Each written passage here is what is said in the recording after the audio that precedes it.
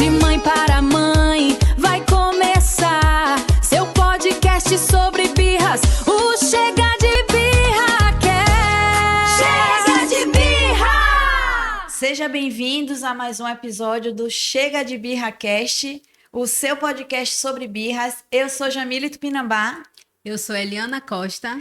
E hoje a gente está com uma convidada super especial, Roberta Langa, que ela, além de ser minha amiga, também é pedagoga, mãe de 2 crianças, e a gente vai compartilhar um pouquinho hoje da vivência. Então, bem-vinda, Roberta, ao nosso podcast. Obrigada, Jami. Obrigada, Lil. É um prazer, viu? Como é que tá a expectativa hoje aí? Ai, o coração tá... Vai ser na escola de samba. Começa assim, viu? Só quem vive podcast sabe do friozinho na barriga que dá, hein, Lil? Até destravar como é.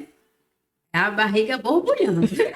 Borboletas na barriga. Borboletas. Eu falo que se eu não sentir isso mais no podcast, acabou, né? A gente encerra. Mas eu convidei Roberta justamente por ela ser mãe de 2 crianças e também com uma perspectiva diferente, porque ela é mãe de atleta de alta performance no surf, né? Disputa campeonato baiano, disputa campeonato brasileiro. E a gente fica, e as birras, como é o emocional dentro de tudo isso, dessa cobrança, dessa expectativa de um atleta de alta performance. E aí eu vou deixar o espaço para você. É tudo bem tranquilo. Está tudo sob controle. Bem, quer que eu me apresente rapidamente? Rapidamente, vai. Rapidamente. Gente, sou Roberta Langa, pedagoga, 25 anos na área de educação, né? A gente estava até aqui batendo um papo antes. E eu acho dos maiores desafios mãe, né? Mãe de 2. Sou mãe de Rafael, 12 anos, Maria, de 9 anos. E o Rafael, como a Jamile falou, escolheu desde os 6 anos que o Rafa tá no surf, né? Paixão que foi de pai para filho.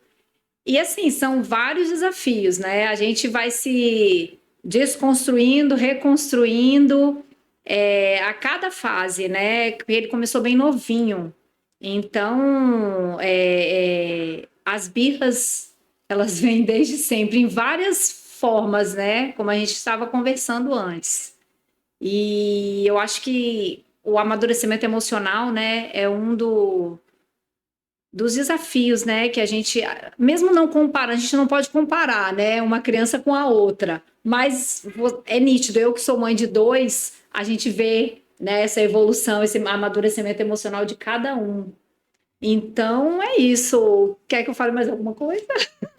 Mas esse de amadurecimento emocional, né, a gente vê muito ligado assim, quando a gente vê uma pessoa de alta performance, né, por ela ser bem no esporte ou alguma coisa, ou até no cognitivo, vai bem na escola, a gente acha que por ela já se sair bem, ela já tem um amadurecimento emocional e que teoricamente não deveria fazer birra. Porque não combina, digamos assim, né? Nossa, mas a pessoa já tem um intelectual avançado, mas a pessoa já tem uma alta performance em esporte, e mesmo assim, né, tem umas entraves emocionais, né? Não sei como é esse lidar com perder, com ganhar em termos de campeonato, né? Com a disputa ali, ou com as cobranças de um treino que às vezes a criança não quer fazer, quer brincar, então tem as responsabilidades ali. Então, nesse sentido, eu queria ver esse olhar, assim, em termos do dia a dia, assim, de uma mãe de atleta, né? Se pode chamar assim. No caso do Rafa, a cobrança, a gente fala que, eu acho que chegou muito cedo, né? Eu, como mãe, eu não posso nem falar que eu me emociono um pouco, porque a gente, enquanto mãe, a gente quer, de certa forma, sempre proteger, né? E a gente vê essa cobrança toda, hoje em dia tudo é rede social, e aí quando vem os patrocínios, né? As coisas foram vindo para ele, né?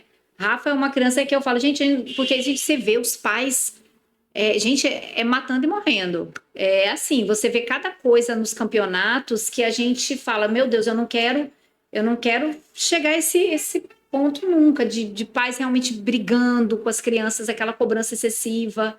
Então, e para ele foram vindo, né, algumas marcas, patrocínios, e aquela cobrança você tem que tirar foto, você tem que fazer as entregas, você tem que postar. Então, de certa maneira, até onde você ir, porque tem aquela hora que é o que você falou, eles querem brincar, porque tem o ser criança, né? E ainda mais aí eu me cobro mais ainda por ser da área de educação, por acreditar numa pedagogia, numa educação humanizada. Falo, aí você acaba, né, gerando aquele, você fica em conflito, porque eu falo, meu Deus, até onde eu tô indo? E quantas vezes eu já chorei, já briguei com o pai, de não é isso que eu quero pro meu filho. Mas aí, ao mesmo tempo, a criança vem, não, eu quero ir, pai, eu quero ir. Você vê ele querendo ir. E aí você quer ter aquele equilíbrio, né? Que tudo fique leve, mas não é muito leve. A gente quer blindar que eles não sintam essa cobrança toda, porque é a gente que posta e tudo.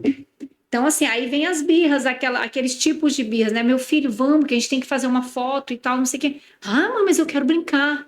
Ah, não sei o quê, meu filho, mas tem que ir ali, não sei o quê. Aí vai aquela cara, Rafael, é um sorriso. Então, as birras vêm de várias maneiras, né? Tanto e do treino também, olha, tem que ir, porque você falou que quer ir, tudo é custo. Hoje em dia acaba você tendo que mostrar para a criança a realidade realmente da vida, né?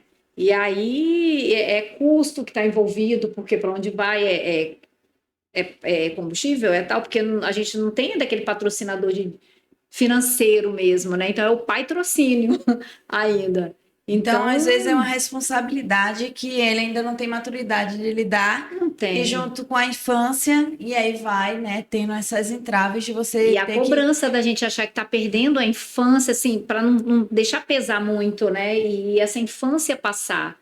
Eu sinto muito isso, a tal culpa materna, né? Porque nasce uma mãe, nasce uma culpa, né? Mas você trouxe algo que eu vejo bastante, né? Que minha filha mais velha, ela joga bola. Então, essa birra de adulto, esses adultos que não têm equilíbrio emocional para lidar com o esporte, é surreal. Então, tá a criança ali de 10 anos, 11 anos, jogando bola, a criança erra e os pais xingam a criança. Xingam, você falou exatamente, é assim. Xingam a criança, grita com a criança, né? Goleiro que toma um gol. É algo que você não acredita. Às vezes a gente se preocupa, né, com as crianças, com o comportamento desafiador da criança, e quando vê, é o adulto que não tem aquele equilíbrio emocional de lidar ali, cobrando demais do filho, né? O filho tá ali dando o melhor, mas às vezes acontece, é do jogo, um perde, o outro ganha, não tem como.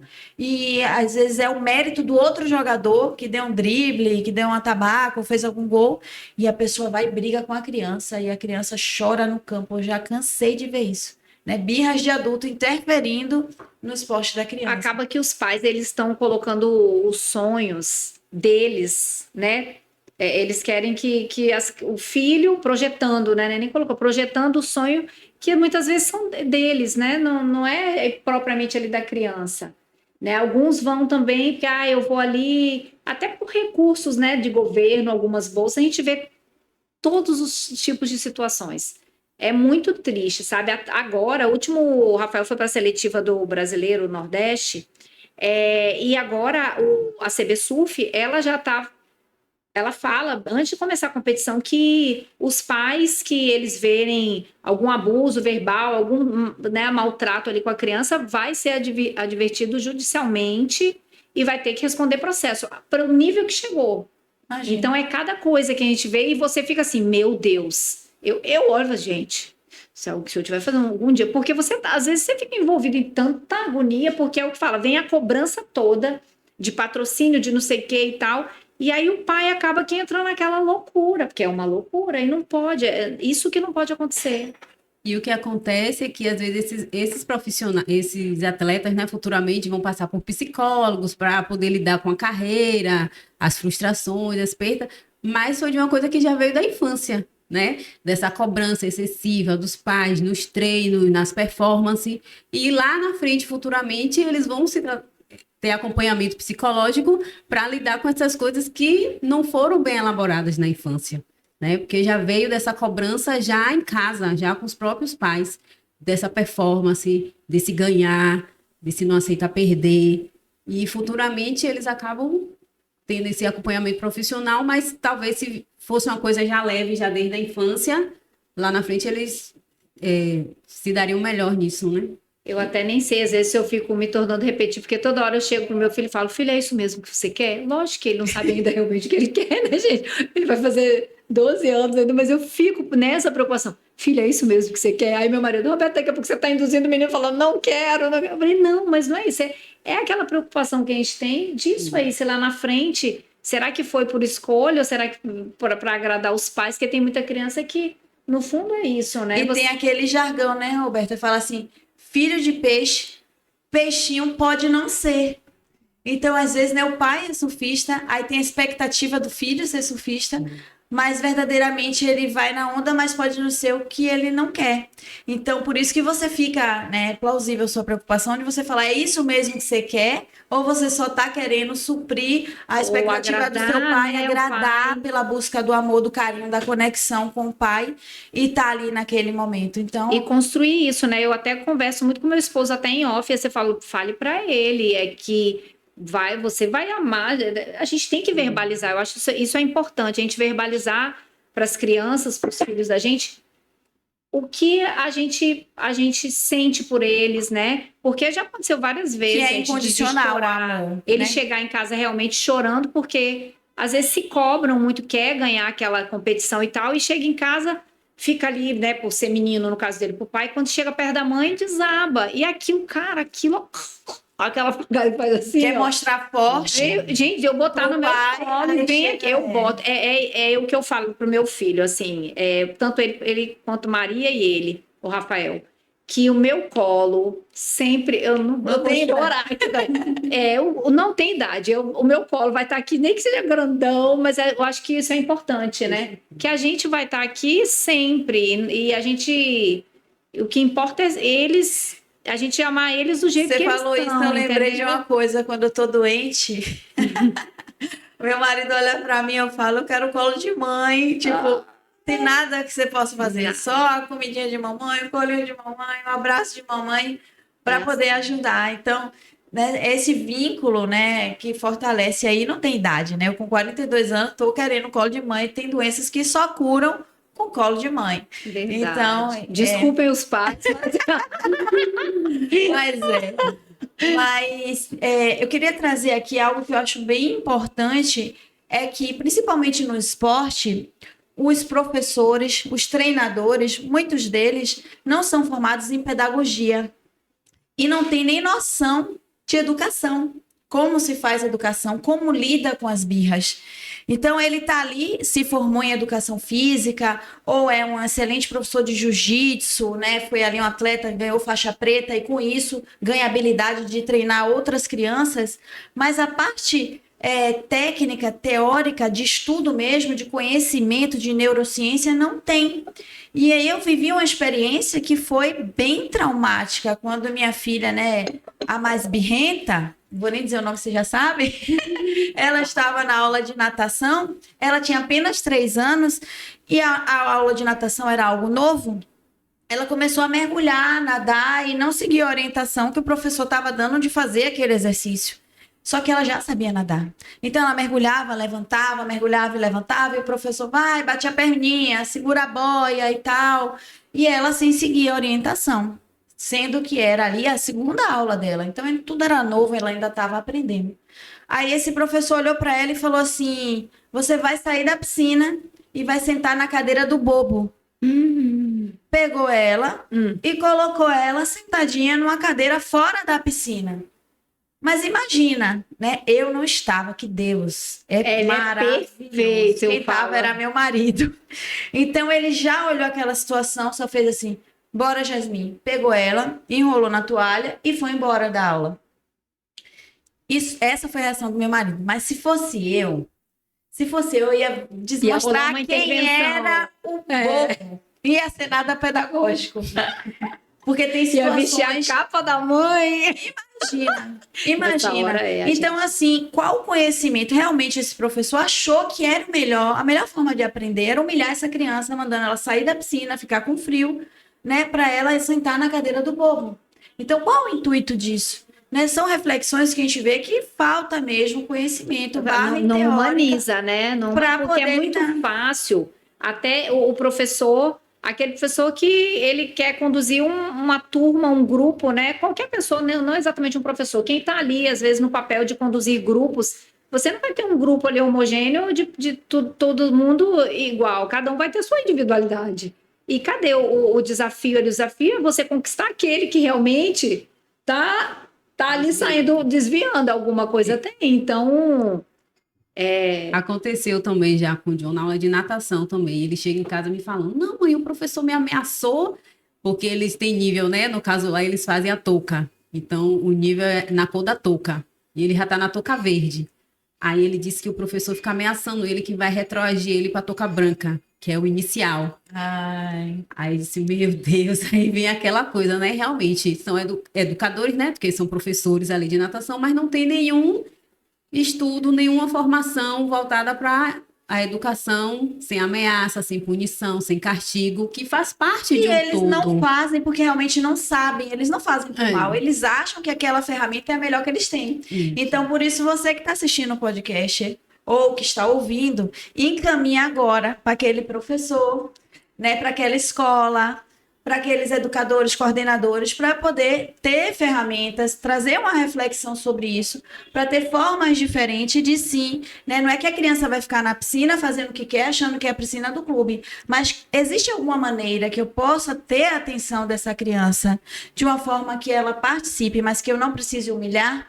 e que Existem seu treino inclua, né? Sim. Seja totalmente inclusivo, né? Porque Então, às vezes, a gente planeja uma aula e quer que todos os alunos sigam. Isso. Então, é muito mais fácil eu tirar aquele que não segue do que eu pensar nova estratégia na minha aula para tornar mais atrativa, mais criativa, diferenciada, para ter a atenção de todas as crianças, inclusive aquelas mais dispersas, aquelas mais desafiadoras. Não é isso?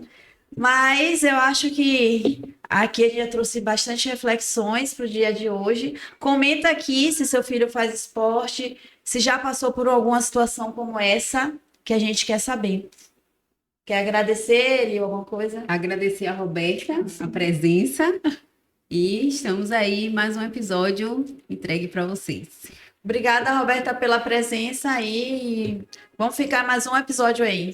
eu que agradeço. Eu só fazendo fechando, quando vocês falaram desses professores, eu lembrei que em Praia do Forte tem um professor assim que foi o que me cativou. Ele dá aula de Aikido, o Marcos. Sim. E ele é muito conhecido, ele é surfista também, e ele trouxe isso para mim, porque quando eu vi as aulas dele muito lúdicas, muito inclusivas, né? E eu falei, nossa, Marcos, suas aulas são sensacionais, não é só uma luta, é mais do que uma luta. Ele, Roberta, eu precisei fazer pedagogia. Olha a Ó, diferença. chego a me arrepiar, ó, ó. O estudo. Aí eu falei, faz logo vi ali, entendeu? Então, assim, só para concluir essa ideia que faz a diferença você entender o indivíduo, não é só ali a atividade física, né? Ela está tratando o indivíduo como um que todo. educação, ela não é intuição, né? Ela é uma ciência e a gente precisa estudar e aprender a lidar com os comportamentos, né? Exatamente. Principalmente os desafiadores, porque lidar com os bons comportamentos é fácil, a gente tira de letra. Mas aí O fica esse desafio que é o gostoso, né? Exatamente. Então, obrigada para você que assistiu até aqui com muita paciência. Te convido para a próxima semana em mais um episódio Chega de Birra. Um beijo. Tchau. Tchau. Amei. Chega de birra!